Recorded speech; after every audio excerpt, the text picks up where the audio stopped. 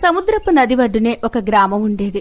ఆ గ్రామంలోని వాళ్ళందరూ ఆ సముద్రం నుండి చేపలు పట్టి వ్యాపారం చేసేవారు. ఆ గ్రామంలో కాశీ అనే ఒక జాలరి కూడా ఉండేవాడు. కాశీ చాలా బీదవాడు. అందుకే అతని దగ్గర చేపలు పట్టే సాధనం ఉండేది కాదు. అతని కుటుంబంలో తన భార్య మంజుల ఇంకా 3 కుమారులు ఉండేవారు. కాశీ సముద్ర ఒడ్డున కూర్చొని గాలం సహాయంతో చేపలు పట్టడానికి ప్రయత్నిస్తాడు.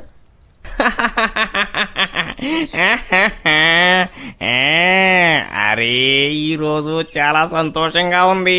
చూసుకుంటే చాలా పెద్ద చేపే పడ్డట్టుగా ఉంది. చాలా బరువు కూడా ఉంది. చూస్తుంటే కాశీకి ఆ చేప సాధారణ చేపలాగా అనిపించదు. జాలరి, నన్ను వదిలిపెట్టు, నన్ను వెళ్ళనివ్వు. అరే, ఇప్పుడు మాట్లాడింది ఎవరు? ఇక్కడ నేను తప్ప ఇంకెవరూ లేరు కదా. నీ కాంటాలో ఇరుక్కున్న చేపను నేను మాట్లాడుతున్నాను. అరే, చేప ఎక్కడైనా మాట్లాడుతుందా ఏంటి? త్వరగా నన్ను వదులు, నీటి బయట ఉంటే నాకు గాలి ఆడదు. చేప చెప్పడంతో కాశీ దాన్ని నీటిలో వదిలేస్తాడు. తర్వాత ఆ చేప హాయిగా గాలి పీల్చుకుంటుంది. నువ్వు నన్ను బజారులో అమ్మి కూడా చాలా లాభం పొందేవాడివి, కానీ నువ్వు అలా చేయకుండా నన్ను బ్రతికించావు. చాలా మంచివాడివి. ఉదయం నుంచి ఒక్క చేప కూడా కాటలో పడలేదు. ఇప్పుడు నువ్వు కాటలో పడ్డావు, కానీ నిన్ను నేను వదిలిపెట్టను. నిన్ను వదిలేస్తే నేను బజార్లో ఏమేమి డబ్బులు సంపాదించాలి? బాధపడకు జాలరి, నేను కోరికలు తీర్చే చేపను. నేను నీ ఏదైనా కోరికను పూర్తి చేస్తాను. నువ్వు చెప్పేది నిజమా? నేను ఏది కావాలనుకుంటే దాన్ని నువ్వు నిజం చేస్తావా? అయితే నా కోరికలన్నీ తీరుస్తావా? అవును, అడిగి చూడు. అయితే నా భార్య చాలా అనారోగ్యంగా ఉంటుంది. ఆమె మంచం మీద నుంచి లేవను కూడా లేవనే లేదు. ఆమెకు ఏ అనారోగ్యం ఉందో కూడా తెలియదు. అయితే ఇప్పుడు నాకు వచ్చే మొదటి కోరిక ఇదే. అదేంటంటే, నా భార్య ఆరోగ్యంగా ఉండాలి, మరియు ఆమె ఎప్పటిలానే తిరుగుతూ ఉండాలి. నీ 3 కోరికలను నెరవేరుస్తాను. ఇప్పుడు నీ ఇంకొక కోరిక ఏంటో చెప్పు. నేను ఇప్పుడే నా ఇంకొక కోరిక చెప్పను. నేను ముందు మా ఇంటికి వెళ్లి నా భార్య బాగైందో లేదో చూసి వస్తాను. అప్పుడు నేను అడుగుతాను నా రెండవ కోరికని. నీకు ఎప్పుడైతే ఇంకొక కోరిక అడగాలని అనిపిస్తుందో అప్పుడు ఈ ప్రదేశానికే వచ్చి సునేరే చేప అని పిలువు. ఇలా చెప్పి సునేరా చేప సముద్రంలోని గుహలోకి వెళ్లిపోతుంది. ఇటువైపు కాశీ అనే జాలరి తన ఇంటికి చేరుకుంటాడు. నాన్న, ఇలా చూడండి, అమ్మ ఇప్పుడు ఎంత ఆరోగ్యంగా ఉందో. ఇప్పుడు చూడండి, నడవగలుగుతుంది కూడా. అరే నిజమే, ఇదంతా కూడా ఆ మాయా చేప వల్లే జరుగుతుంది. కాశీ ఆ మాయా చేప గురించి అంతా చెప్పేస్తాడు. అతను ఎలా తనని కలిశాడు, ఆ చేప తనకు ఏం చెప్పిందో మొత్తం చెప్తాడు. నాన్నగారు, ఏంటి ఇలా చేశారు? మీరు తలుచుకుంటే మన కోసం చాలా ఆహార పదార్థాలు అడిగి ఉండేవారు కదా. నాన్నగారు, మీరు మంచి చేపలు పట్టే సాధనాన్ని కూడా అడిగి ఉండాల్సింది. దానితో మీరు చాలా చాలా పెద్ద చేపలు పట్టుకోవచ్చు. ఒకవేళ ఆ చేపల్ని పట్టుకుని మనం అమ్ముకుంటే పెద్దవాళ్ళు అయ్యేవాళ్ళం. అవును నాన్నగారు, మీరు ముత్యాలు, బంగారం, వజ్రాలు, వైడూర్యాలు అడగాల్సింది. అరే ఓ నా ప్రియమైన పిల్లలు, ఒకటి వినండి. మనం ఒంట్లో అన్ని అవయవాలు బాగున్నప్పుడు, మనం పూర్తిగా ఆరోగ్యంగా ఉన్నప్పుడు, మనం ఆ కోరికలన్నీ ఎప్పుడైనా సరే తీర్చుకోగలం. మీ నాన్నగారు చెప్పేది అక్షరాల నిజం. నన్ను ఆరోగ్యంగా చూడ్డం మీ అందరికీ ఇష్టం లేదా? అమ్మా, నువ్వు బాగయ్యావు. ఇంతకు మించిన వరం ఇంకోటేమీ లేదు. పిల్లలందరూ తమ అమ్మని హత్తుకుంటారు. కాశీ రోజుటిలాగానే చేపలు పట్టడానికి సముద్రం ఒడ్డుకి వెళ్తూ ఉంటే తను చేపలు పట్టే కాంట విరిగిపోతుంది. దేవుడా, ఇది కూడా ఇప్పుడే విరిగిపోవాలా? ఇప్పుడు నేను ఏం చేయను? చేపని ఎలా పట్టుకోవాలి? అప్పుడు అతనికి సునేరి చేప గుర్తుకొస్తుంది. నేనిప్పుడు సముద్రం ఒడ్డుకు వెళ్లి ఆ చేప దగ్గరికి వెళ్లి నా రెండో కోరిక తీర్చమని దాన్ని అడుగుతాను. కాశీ సముద్రం దగ్గర నిల్చొని సునేరి చేపను పిలుస్తూ ఉంటాడు. అరే ఓ సునేరి చేప, నువ్వు ఎక్కడున్నావు? ఇప్పుడు నీ అవసరం నాకు చాలా ఉంది. ఎక్కడున్నావు? అప్పుడే చేప బయటకు వస్తుంది. చెప్పు జాలరి, నీ రెండవ కోరిక ఏంటి? నేను చేపలు పట్టే కాంట చాలా పాతది కావడంతో అది విరిగిపోయింది. ఇప్పుడు నాకు రెండవ కోరిక ఏంటంటే, నాకు పెద్ద చేపలు పట్టే కాంట నాకు కావాలి. సరే జాలరి, నీ కోరికను నేను తీరుస్తాను. కాశీ చూస్తూనే అతని ముందు ఒక చేపలు పట్టే సాధనం కొత్తది చాలా గట్టిగా కనిపిస్తుంది. తన గ్రామస్తుడు ఒకడు శంకర్ తనని వెంబడిస్తూ చూస్తున్నాడని తనకు తెలీదు. శంకర్ తన మరియు చేప మాటలన్నీ వింటాడు. ఒకవేళ నా చేతికి ఆ సొరేరి చేప దొరికిందంటే నేను ఈ ప్రపంచంలోనే అందరికన్నా ధనవంతుడైపోతాను. కాశీకి అస్సలు తెలియలేదు. అతను కేవలం ఒక చేపలు పట్టే కాంటానే అడిగాడు. ఛీ! శంకర్ ఆ చేప విషయం తన స్నేహితుడికి కూడా చెప్తాడు. చేపనా? నువ్వేం మాట్లాడుతున్నావు? ఎక్కడైనా ఇలా ఉంటుందా? మనం ఏమడిగితే అది ఇచ్చే చేప ఎక్కడైనా ఉంటుందా? అవునురా, నేను చెప్పేది నిజం. నేను నా కళ్ళతో నేను స్వయంగా చూశాను, నా చెవులతో నేను విన్నాను. ఆ కాశీ చేపతో మాట్లాడుతున్నాడురా, నిజం. నువ్వు చెప్పేది నిజంగా నిజమైతే మనం ఆలస్యం చేయకుండా త్వరగా ఆ చేపని పట్టుకుని తీరాల్సిందే పదా. శంకర్ మరియు అతని స్నేహితులందరూ కలిసి సునేరి చేపని పట్టుకోవడానికి వెళ్తారు. కాని వారికి ఆ చేప దొరకదు. కాశీ ఇంట్లో చింతిస్తూ కూర్చున్నాడు. ఏమైందండి, ఇంత బాధగా ఎందుకు ఉన్నారు? మంజులా, నా మైండ్లో మాటి మాటికి కూడా ఒకే విషయం తగులుతుంది. నేను చేసింది మంచేనా లేదా? మనం ఇంత పేదవారిమి, ఇంకోసారి మన ఇంట్లో తినడానికి కూడా ఏమీ ఉండదు. నాన్నగారు, ఇంకా మించిపోయింది ఏమీ లేదు. మీరు తలుచుకుంటే 3వ కోరికలో ఒక పెద్ద బంగళా, బంగారం, వజ్రాలు, ధాన్యం అన్నీ అడిగి చూడండి. కానీ అత్యాశపడడం అంత మంచిది కాదు కదా అని. అటువైపు శంకర్ వలలో ఆ చేప ఇరుక్కుంటుంది. దొరికింది దొరికింది దొరికింది, నాకు కోరికలు తీర్చే చేప నాకు దొరికిపోయింది. నన్ను వదిలిపెట్టండి, లేదంటే నేను చనిపోతాను. అరే వా, ఈ చేప నిజంగానే మాట్లాడుతుంది. ఇంత చిన్న చేప మన కోరికలన్నీ కూడా తీర్చగలుగుతుందా? ఏది, అదేంటో చూద్దాం. ఓ చేప, నువ్వు నా కోరికను తీర్చకుంటే నేను నిన్ను చంపేస్తాను. నన్ను చంపకండి, ఎలాంటిదైనా తీరుస్తాను. మీ 3 కోరికలను మాత్రమే తీర్చగలను. మీ కోరికలేంటో చెప్పండి. నా మొదటి కోరిక ఏంటంటే నేనిప్పుడు ఉంటున్న ఇల్లు చాలా పెద్ద భవనం కావాలి. నీ కోరిక తీరుతుంది. నిజంగానే ఇప్పుడు శంకర్ ఉంటున్న ఇంట్లో ఒక పెద్ద భవనం ఉంటుంది. సముద్రం ఒడ్డు నుండి కూడా వాళ్ల ఇల్లు కనిపించేది. ఇది చూసిన శంకర్ ఫ్రెండ్ అవాక్ అవుతాడు. ఇప్పుడు నీ 2వ కోరిక చెప్పవచ్చు. ఇప్పుడు నా వంతు. ఉదిగో చేప, ఇప్పుడు నువ్వు నా కోరికను తీర్చాలి. నా కోరిక ఏంటంటే బంగారం, వజ్రాలు అన్నీ నాకు నిండుగా ఇవ్వాలి, నిండిపోవాలి. చేప అతన్ని వజ్రాలు, బంగారంతో నింపేస్తుంది. అతను ఎంతో సంతోషిస్తాడు. ఇప్పుడు 3వ కోరిక మాత్రమే మిగిలి ఉంది. చాలా ఆలోచించి చెప్పండి. నా 3వ కోరిక ఏంటంటే నువ్వు జీవితాంతం కూడా నా దగ్గర నా బానిసలాగా ఉండాలి. అప్పటి వరకు కాశీ కుటుంబం వస్తుంది. అరే ఏంటి మీరు ఇదంతా ఇవన్నీ అడుగుతున్నారేంటి ఇక్కడ? మరి అంత అత్యాశ మంచిది కాదు. జీవితాంతం మీ బానిసలాగా ఎలా ఉంటుంది? ఇంత పెద్ద సముద్రంలో బాగా అలవాటై ఉంటుంది. ఒకవేళ నా కోరికలను ఈ చేప తీర్చలేదంటే నేను ఇక్కడే దీన్ని 2గా చీల్చేస్తాను. నువ్వు నన్ను చాలా బాధ పెడుతున్నావు. నేను ఏం చేస్తానో చూడు. ఆ చేపకి శంకర్ అత్యాశ మరియు అతని మాటలు ఏం మంచిగా అనిపించలేదు. అతను ఏదైతే భవనం అడిగాడు దాన్ని ఒక మట్టి మిద్దెలాగా చేసింది. అతని స్నేహితుని బంగారం, వజ్రాలు అన్నీ పాములా మారిపోయాయి. మరియు తన స్నేహితులు భయపడి అక్కడి నుంచి పరిగెత్తుకుని వెళ్ళిపోతారు. అప్పుడు ఆ చేప చాలా గట్టిగా ఏడుస్తూ ఉంటుంది. దాని కన్నీళ్లు కారి అవి సముద్రంలో పెద్ద తుఫాను సృష్టిస్తాయి. సముద్రం అలలా నీరు పెరుగుతూ వస్తుంది.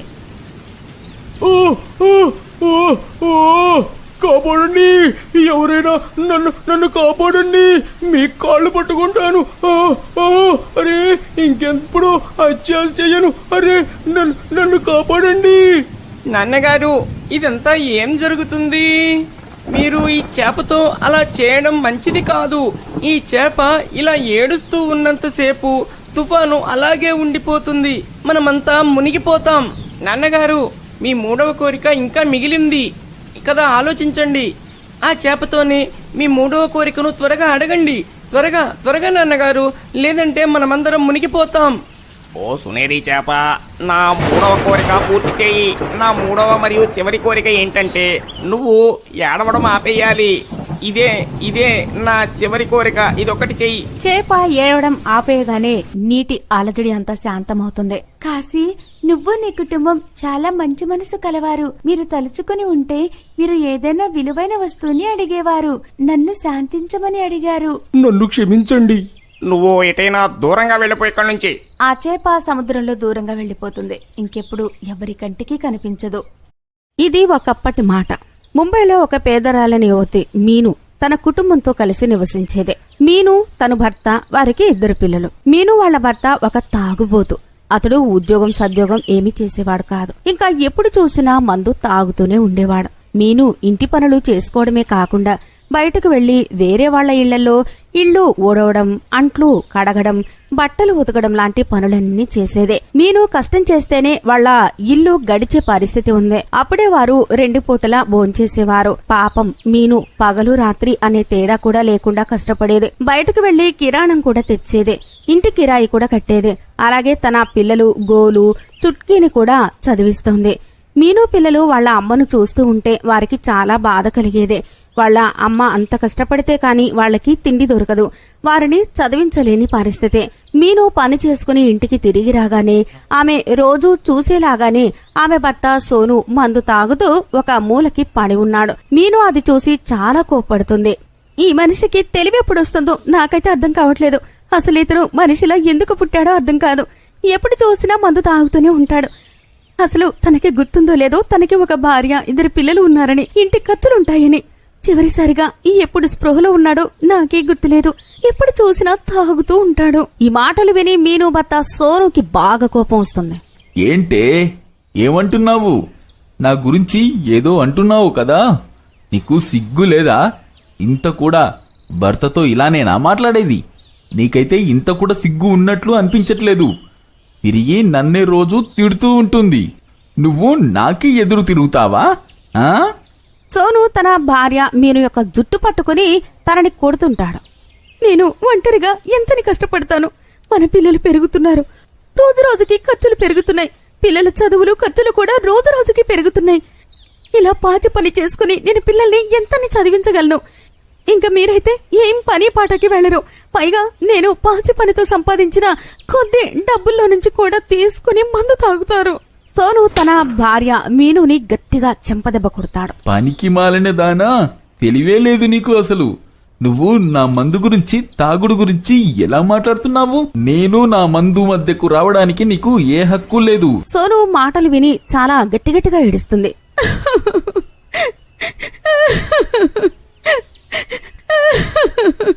ఈ సంఘటన అంతా మీను, సోను పిల్లలు చుట్కీ, గోలు మూల నిలుచుని చూస్తూనే ఉంటారు. పిల్లలు, నేను మీ చదువుల కోసమే పగలు రాత్రి కష్టపడుతున్నాను. నాలాగా నా పిల్లలు కూడా ఇలా ఇళ్ళల్లో పని చేసుకుంటూ చదువు సంధ్య లేని వారిగా ఉండకూడదు. మీరు మంచిగా కష్టపడి చదువుకుని ఫస్ట్ రావాలని నా కోరిక. అవును అమ్మా, మేమిద్దరము నువ్వు పనికి వెళ్ళిన తర్వాత కూడా చాలా కష్టపడి శ్రద్ధగా చదువుకుంటాము. మేమిద్దరము ఒకరోజు తప్పకుండా పెద్ద ఆఫీసర్లము అవుతాము. చూస్తూ ఉండమ్మా, చూస్తూ ఉండు. అవునమ్మా, తమ్ముడు చెప్పేది నిజం. అవునమ్మా, నేను మా నాన్నలాగా తయారవ్వాలని అస్సలు అనుకోవడం లేదు. మా అమ్మ మా కోసం ఎంత కష్టపడి పనిచేసి డబ్బు పెట్టి చదివిస్తుందో మేము చూస్తున్నామమ్మా. చాలా బాధగా అనిపిస్తుంది. ఈ మాటలు విని మీను కళ్లలో నీళ్లు తిరుగుతాయి. అప్పుడే ఆమె వారిద్దరిని గట్టిగా కౌగిలించుకుంటుంది. వాళ్ళకి ఆమె చాలా ప్రేమతో చూసుకుంటుంది. చూస్తూ చూస్తూనే కొద్ది రోజుల్లో వర్షాకాలం వస్తుంది. రోజు ముంబైలో వర్షం పడుతుంది. తుఫాను వస్తుంది. విడవకుండా రోజు వర్షం పడ్డం వల్ల మీను పనికి కూడా వెళ్లడం లేదు. ముంబైలో 4 వైపులా నీరు నిండిపోయింది. ఇది చూసి మీను చాలా భయపడింది. ముంబైలో 4 వైపులా హై అలర్ట్ ప్రకటించారు. అయ్యో దేవుడా, ఈ వాన ఇప్పుడు అస్సలు తగ్గేలా కనిపించడం లేదు. నేనేమో పనికి వెళ్ళాలి. ఈ వాన వల్ల నేను 3 రోజుల నుండి అసలు పనికే వెళ్లడం లేదు. ఇంకా నెలలో కొన్ని రోజులే మిగిలున్నాయి. ఇంట్లో 2 రోజులకి సరిపడా సరుకులు మాత్రమే మిగిలున్నాయి. అమ్మా, నువ్వేమీ బాధపడకు. వర్షం తొందరగానే ఆగిపోతుంది. కానీ గోలు చెప్పినట్లు ఏం బాగాలేదు. ముంబైలో వర్షం అస్సలు ఆగే పరిస్థితే కనిపించడం లేదు. పైగా ఇంతకింతకు పెరుగుతూ పోతోంది. చూస్తూ చూస్తూనే మీను వాళ్ళ ఇంట్లో మొత్తం నీళ్లు వచ్చేశాయి. పాపం మీను పిల్లలతో కలిసి ఇంట్లోకి వచ్చిన నీళ్లు బయటకు పోస్తుంది. పాపం తన 2 పిల్లలు కూడా తనకి సహాయం చేస్తున్నారు. అలాగే రోజులు గడుస్తూనే కూడా వర్షం మాత్రం తగ్గడం లేదు. ఇంట్లో ఉన్న 2 రోజుల రేషన్ కూడా అయిపోయింది. పిల్లలు, మన ఇంట్లో ఉన్న కిరాణమంతా అయిపోయింది. ఇప్పుడు మన ఇంట్లో తినడానికి ఏమీ లేదు. ఇప్పుడు మనం ఏం తింటాం? అమ్మా, నువ్వు ఎందుకు ఏడుస్తున్నావు? నువ్వు మా చదువు, ఇంకా ట్యూషన్ కోసం డబ్బు జమ చేసి దాచి ఉంచావు కదా, వాటితో రేషన్ తీసుకునిరా.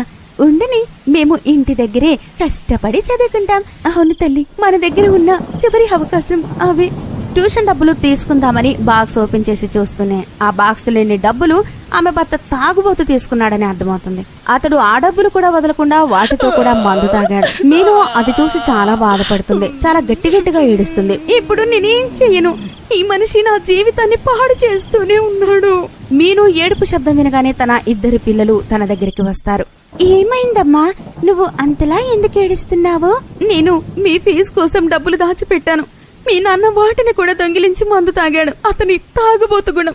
ఇప్పుడు చెప్పండి, నేనేం చెయ్యాలి? నాకు ఏమీ అర్థం కావడం లేదు. ఈ రోజు రాత్రికి వంట చేయడానికి అసలు ఏమీ నా దగ్గర లేవు. ఆ పరిస్థితిలో అంత వానలో మీను రేషన్ షాప్కి వెళ్తుంది. అన్నా, ఈ రోజుకి నాకు కొన్ని బియ్యం ఇవ్వండి ప్లీజ్. మా ఇంట్లో ఈ రోజు రాత్రికి తినడానికి అస్సలు ఏమీ లేవు. చిన్న చిన్న పిల్లలున్నారు. రేషన్ షాప్ అతను మీను మాటలు విని ఇలా అంటాడు. ఆ, రేషన్ తీసుకెళ్ళు. ఇందులో ఏడవలసిన అవసరం ఏముందమ్మా? నువ్వు అంతగా ఎందుకు ఏడుస్తున్నావు? అన్నా, మా ఇంట్లో సరుకు ఏమీ లేదు. అలా అన్న, మాకు ఇవ్వడానికి నా దగ్గర డబ్బులు కూడా లేవు. నాకు కొంచెం సరుకు ఉద్దేరాకు ఇవ్వండి. నా పిల్లలు చాలా ఆకలితో ఉన్నారు. మీను యొక్క మాటలు విని షాప్ అతనికి చాలా కోపం వస్తుంది.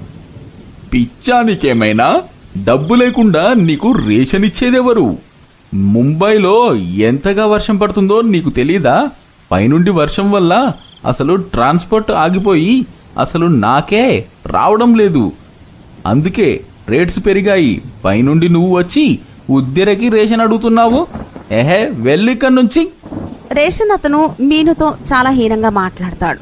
మీను అతని షాప్ నుండి ఏడుస్తూ అంత వానలో తడుచుకుంటూ మోకాళ్ల వరకు నీళ్లలో ఆ ముంబైలో 10 కిలోమీటర్ల దూరం నడుస్తూ తను పనిచేసే ఇంటికి వెళ్లాల్సి వచ్చింది. పాపం మీనుది ఒక తల్లి మనసు. ఆమె ఏడుస్తూ మెల్లిగా అడుగులో అడుగు వేస్తూ ఆమె పనిచేసే ఇంటికి వెళ్తుంది. మీను వాళ్ళ ఓనర్ మీనుని ఇంత వానలు చూసి చాలా కంగారు పడుతుంది. మీను, నువ్వేంటిలా ఇంత వాన పడుతుంటే నువ్వు ఇంత దూరం ఎందుకు వచ్చావు? మీను ఏడుస్తూనే జరిగిందంతా చెప్తుంది. అదంతా వినగానే మీను ఓనర్కి మీను భర్తపై చాలా కోపం వస్తుంది. మీను పనిచేసిన జీతం మరియు 1 నెల బోనస్ కూడా ఇస్తుంది. ఏం బాధపడకు మీను, అంతా మంచి జరుగుతుంది. నేను తప్పకుండా నా వంతు సహాయం నీకు చేస్తాను. ఇప్పుడే కాదు, వేరే ఎప్పుడైనా ఏదైనా ప్రాబ్లం ఉంటే నన్ను అడుగు. ఆ ఓనర్ యొక్క ఉదార గుణం చూసి ఆమె కాళ్లు పట్టుకుంటుంది. నీకు చాలా రుణపడి ఉంటానమ్మా. ఈ రోజు మీరే లేకపోతే నా పిల్లలు ఆకలితోనే రోజంతా ఉండేవారు. ఇంత పెద్ద నగరంలో మాకు తెలిసిన వారు ఎవరూ లేరు. అయ్యో మీను, ఇంకా నువ్వు ఇక్కడే మాట్లాడుతూ ఉండిపోతావా? లేదంటే ఇంటికి వెళ్లి పిల్లలకి ఏమైనా వంట చేసి పెడతావా లేదా? సరే అమ్మగారు. ఇంకోటి, నువ్వు ఇక్కడి నుంచి నడిచి మాత్రం వెళ్లకు. ఆటో పట్టుకుని వెళ్ళు, బయట చాలా వర్షం పడుతుంది. సరే అమ్మగారు. మీను తన అమ్మగారు వాళ్ళ ఇంటి నుండి బయటకు వస్తుంది. దారిలో వెళ్తూ తన పిల్లల కోసం రేషన్ తీసుకుని వెళ్లి తన పిల్లలకు కడుపు నిండా తిండి పెడుతుంది. అమ్మా, నువ్వేమీ బాధపడకు.